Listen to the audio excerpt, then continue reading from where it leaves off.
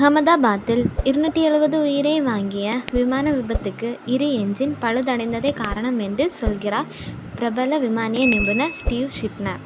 நீங்கள் பார்த்து கொண்டிருப்பது C4 Tech Tamil channel. Likes, share and subscribe பண்ணுங்கள்.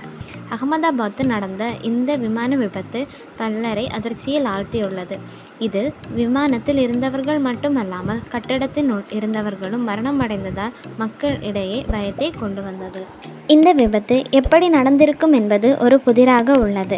பறவை மோதல் என பல காரணம் கூறப்பட்டாலும் இது குறித்து அனுபவம் வாய்ந்த விமான நிபுணரான ஸ்டீவ் ஷிப்னர் கூறியது என்ன என்றால், பைலட்டுகள் ஃப்ளாப்களை சரியாக இயக்காததான் காரணமாக இருக்கக்கூடும் என்று கூறினார். ஆனால் அவர் வியூகத்தை மாற்றிக்கொண்டார். அவர் விமான விபத்துக்குள்ளான வீடியோக்களை நிறுத்தி நிதானமாக ஆய்வு மேற்கொண்டார். இதில் இரு என்ஜின்கள் ஃபெயிலியர் ஆனது இந்த விபத்துக்கு காரணம் என்று கூறியுள்ளார். Vapor lock in both engines at the same time? Yep, folks, if it happened in one, you know what? It could happen in the other. And it's kind of apparent at this point that whatever happened to the one, it did happen to the other. So, to recap, could have been air starvation into the engine, causing compressor stalls, and somehow the engines failed. Yeah, that's a possibility. The one we put in the dustbin, we're not going to bring that back again. And then the two are fuel contamination or vapor lock. Now, this is for all of those of you who asked for a discussion about vapor lock. There it is.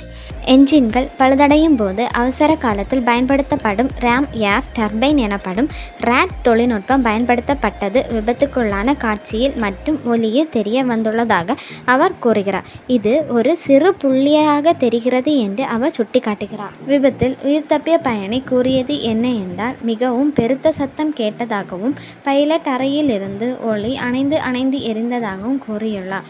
Rod தொழில்நுட்பம் பயன்படுத்தி இருந்தால் இவ்வாறு நடக்கும் என்றும் விமானத்தில் இரு என்ஜின்கள் பழுதடைந்து இருக்க வாய்ப்பு உள்ளது என்றும் அவர் கணிப்பில் கூறியுள்ளார். இது உண்மையாக இருக்கும் பட்சத்தில் அது போயிங் நிறுவனத்திற்கு பெரும் பின்னடைவாக இருக்கும் என கருதப்படுகிறது.